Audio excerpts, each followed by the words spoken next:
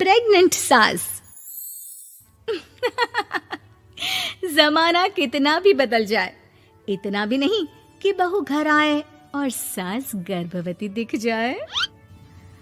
देखो मीरा, माँ का पूरा ख्याल रखना है, उनसे अब काम नहीं होता है। क्यों, क्या हो गया है? तुम्हारी माँ तो हट्टी कट्टी दिख रही है, पूरी शादी में घोड़ी की तरह नाची है, अब क्यों काम नहीं होता उनसे?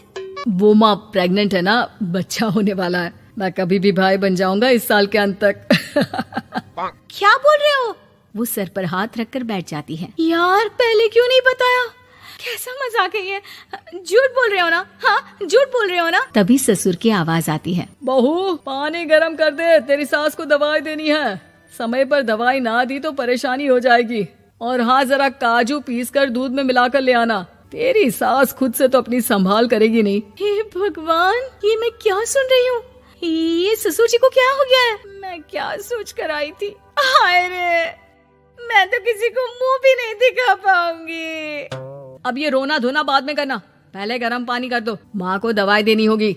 और हाँ, रात को माँ के पैरों में तेल लगा देना। बहू को गुस्सा आ जाता है, वो बड़बड़ करती किचन में जाती है जहाँ उसका ससुर खड़ा होता है। एक बड़ी जिम्मेदारी है हम सबके सर ऊपर। इस उम्र में माँ बनना खतरे से खाली नहीं होता। हाँ हाँ पता है, तो क्यों बन गई माँ? अरे खतरे से कम नहीं है तो क्या जरूरत थी लल्ला पैदा करने की? कैसी बात कर रही हो बहू? क्या तुम खुश नहीं कि घर में एक नया मेहमान आएगा, छोटे छोटे पैरों से पूरे घर में घूमेगा? पिताजी, ये हाथ जोड़े आपके, आप यहाँ से जाओ। ये शायरी बाद में बताना, अभी मैं पानी गरम करके थर्मस में दे देती हूँ। सारा दिन पिलाते रहो गरम पानी। और हाँ, ये बच्ची की बात बार बार मुझसे कोई नहीं करेगा। बहू का पारा अब चढ़ा ही रहता था। वो काम तो सारा करती, लेकिन किलस किलस कर। मीरा सारे काम से फुर्सत पाकर बैठी होती है कि माँ का फोन आ जाता है। बेटा, बहुत बड़ी जिम्मेदारी है तेरे सर पर, अच्छे से निभाना। ससुराल में हर किसी को खुश रखना वैसे तो मुश्किल है, लेकिन भगवान ही हिम्मत देता है बहू को हर कुछ सहकर सबको खुश रखने की। क्या बड़बड़ किए जा रही हो माँ? जानती भी हो कि यहाँ क्या चल रहा है? मेरी सास, अरे तेरी सास तो देवी है देवी। कितने खुश हो रहे थे सारे तेरी सूरत देख देख कर। पता नहीं जैसे बहू नहीं कोई मन मांगी मुराद मिल गई हो उन लोगों को। अरे बात तो पूरी सुनो। मन मांगी मुराद तो पूरी हुई है।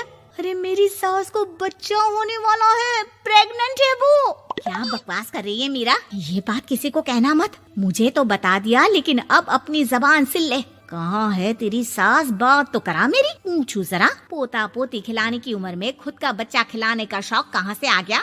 और आया भी तो बताना तो चाहिए था। अब क्या नाक कटाने के लिए हम लोगों से रिश्ता जोड़ा है? रुक, तेरे पापा से बात करती हूँ। मीरा फोन रखकर लेट जाती है। वो एक सपना देखती है कि उसकी गोद में एक बच्चा खेल रहा है। भाभी की गोद में कितना खुश दिख रहा है ना, लग ही नहीं रहा कि भाभी है। मैं तेरे लिए क्या लाया हूँ, सोने की बालियाँ। तेरी शादी में तो मैं बुढ़ा हो जाऊंगा ना। अरे कैसी बात कर रहा है बेटा, इसकी जिम्मेदारी तो तू ही लेगा। हम लोगों का तो कोई भरोसा नहीं, कब ऊपर वाला उठा ले। बहू को सास को देख देख कर गुस्सा आ रहा था। तभी वहाँ पड़ोसन आ जाती है। अरे बहू, तुझसे तो पूछने से भी डर लगता है कि कब खुशखबरी सुना रही है। अब तो अपनी 1 महीने की ननद की ही जिम्मेदारी संभाल ले, बहुत है। अपने जेवर भी रख देना और पैसे भी जमा करना शुरू कर दे। वो बात आगे बढ़ाती उससे पहले ही बहू जोर से चिल्लाकर उठ जाती है। नहीं नहीं नहीं नहीं, मैं अपने जेवर किसी को नहीं दूंगी। अरे कौन ले रहा है तुम्हारे जेवर?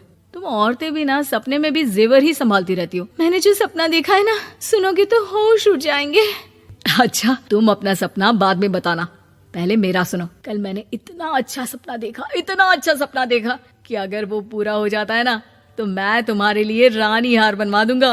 बहू अब सारे गम भूलकर पति का सपना सुनने में लग जाती है।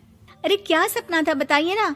बोलिए भी तो, क्या सपना है? मैं पूरा कर दूंगी अगर बात रानी हार की है तो। बोलिए बोलिए।